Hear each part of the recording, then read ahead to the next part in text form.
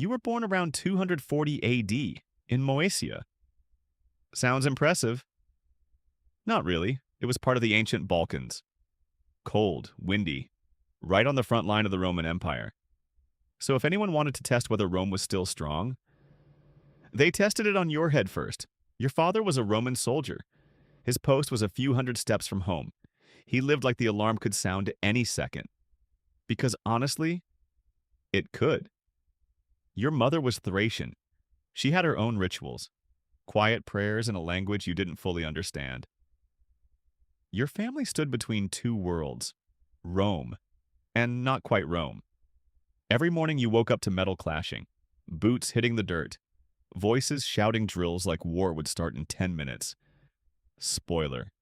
Sometimes it did.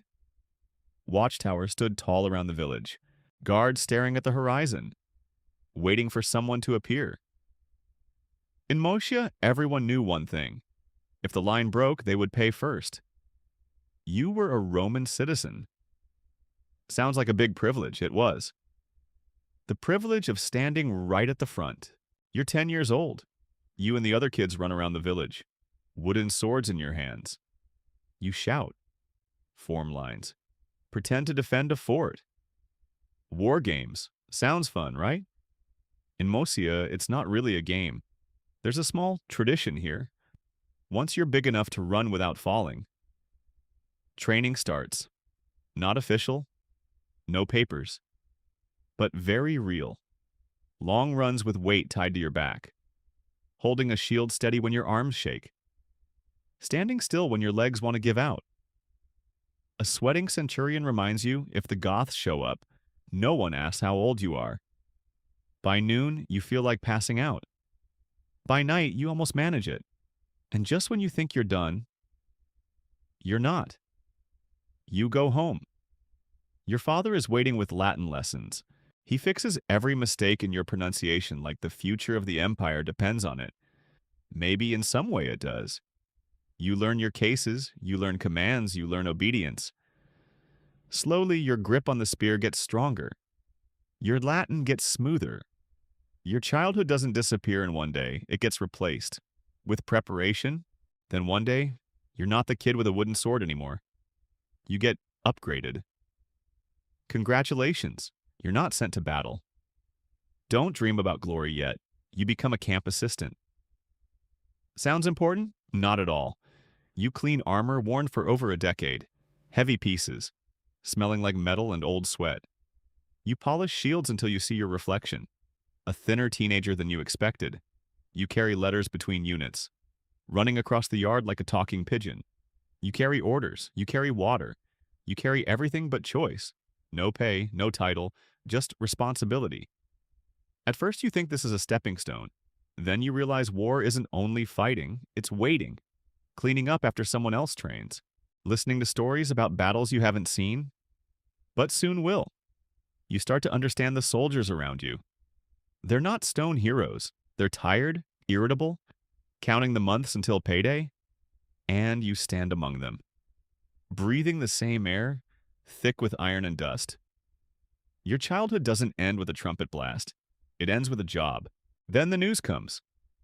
The emperor has been captured. Not a rumor, not an exaggeration. Emperor Valerian is taken prisoner. You've never heard of that happening before. No one has. The unbreakable empire just proved it can bend, and things start to slide. Rome splits into pieces, like a group project where no one does their part.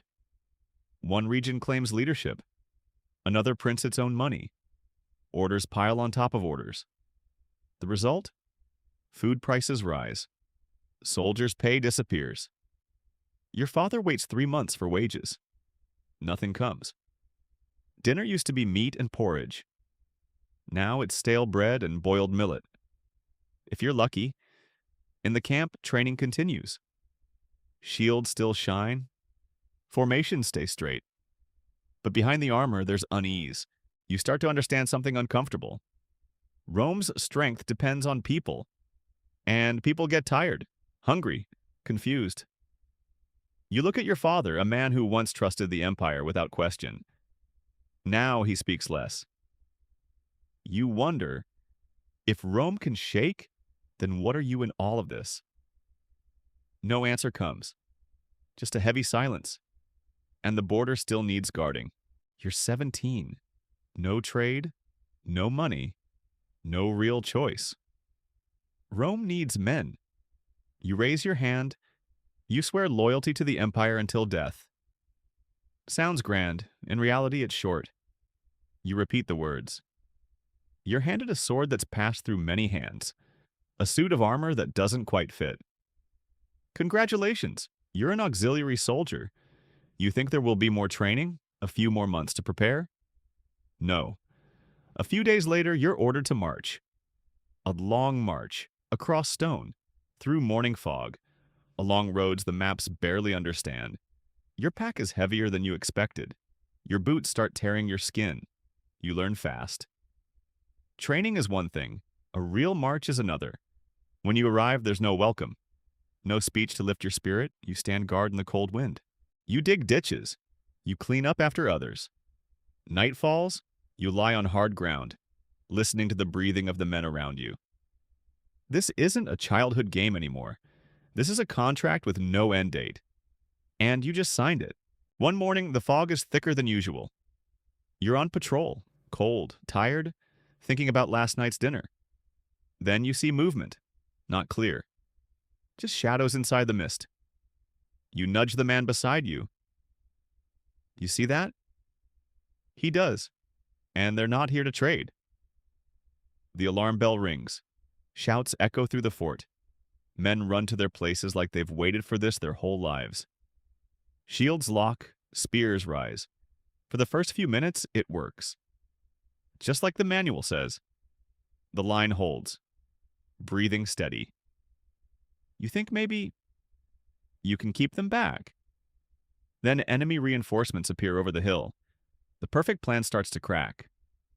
Shouts turn into chaos, orders overlap. Smoke curls up from the outer buildings. You stop thinking about glory. You think about staying on your feet. The man beside you falls. No time to look. The line must hold. You push your shield up. Grip tight.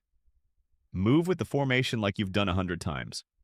In the end, with discipline and luck, the survivors push them back. No triumph. Just smoke. And gaps in the line. You survive. In Rome, sometimes that's enough to be noticed. Weeks later, you're called up. Not for punishment, for promotion. Optio, a junior officer. Sounds impressive. Reality? You're still in the field. Now you shout orders instead of waiting for them. A few more coins on paper. Don't ask when they arrive. Rome is still sorting things out. One real change. You're no longer in the very front, not safe. Just slightly less exposed. The reward for watching friends fall? More responsibility. You keep the line steady. Act certain, even when your mind is full of doubt. Make quick calls when everything falls apart. Meanwhile, the empire keeps tearing at itself. One region declares independence. Another rebels. Instead of facing the enemy outside, Rome fights itself. You look at a map and realize the borders aren't the only thing cracking. Trust is too, but you're still there. Because after wearing armor long enough, it starts to feel like skin. And you don't know how to live without it. Then finally, one man steps forward. Aurelian, a cavalry commander who doesn't wait for agreement. He says he'll reunite Rome. By force if needed. Sounds crazy, but in times like this, crazy starts to make sense. You follow him, not because you're blind, because you've seen what happens when no one is in control. First campaign, Palmyra, fast, sharp, decisive. Next campaign, the Gallic Empire, harder, longer, more exhausting. Battles stack on top of battles. No excitement now, no illusions, just one step after another. You're assigned to hold a key road, simple on paper. Block the path, hold position, wait for the main force. Then the ambush hits. No warning, no time to prepare. Your formation splits apart. Orders cut off mid-sentence. You try to stay calm. Gather whoever is left. You're not fighting for honor, not for medals. Just to survive one more hour. When it's over, half your unit isn't standing anymore. You are. Not untouched, but still standing. And this time, the cost starts showing on your own body. Rome still isn't stable. Aurelian keeps marching, keeps pulling the empire back together, keeps fixing something already cracked in too many places, and you keep following. This time, the mission sounds simple. Lead a small unit, hold a key road, block any force trying to slip around, hold position, wait for orders. Sound familiar? You set up camp, post guards, check formations, everything by the book. Then everything goes wrong at once. The attack comes fast, not a grand army showing off, just a force strong enough, close enough, sudden enough. Your formation doesn't close in time. Orders are cut off mid-sentence. You try to stay calm, pull men together, rebuild the line inside the chaos. There's no room left for ideals, no thoughts about saving Rome. Just one goal: keep whoever's left alive. When it's over, the ground tells the story. Your unit isn't whole anymore. Many can't march on. You can't either. Your arm doesn't move like it used to. Your steps feel heavier. Your body is clear. It's taken enough. For the first time, you see it. The most dangerous enemy isn't across the field. It's time, and it always wins. You return to camp. Not as a victor, just as someone still alive. The medics look at your wounds. They don't say much. They don't need to. Your body already spoke. Unfit for further service. Sounds formal. What it really means? You're no longer useful. You argue. Of course you do. The army isn't just a job. It's your identity. It shaped you since you were a child. You don't know how to be anything else. But Rome doesn't keep what can't fight. The empire has too many problems. Long-term loyalty isn't high on the list. You're given a small piece of land, a modest payment, a symbolic pat on the shoulder. Thank you for your service. Don't come back. It's ironic. You swore loyalty until death, but the relationship ends before the oath does. You walk out of the camp one last time. No trumpet. No farewell formation. Just a long road ahead. And your armor finally removed. For the first time in years, your shoulders feel lighter. You're just not sure you like the feeling.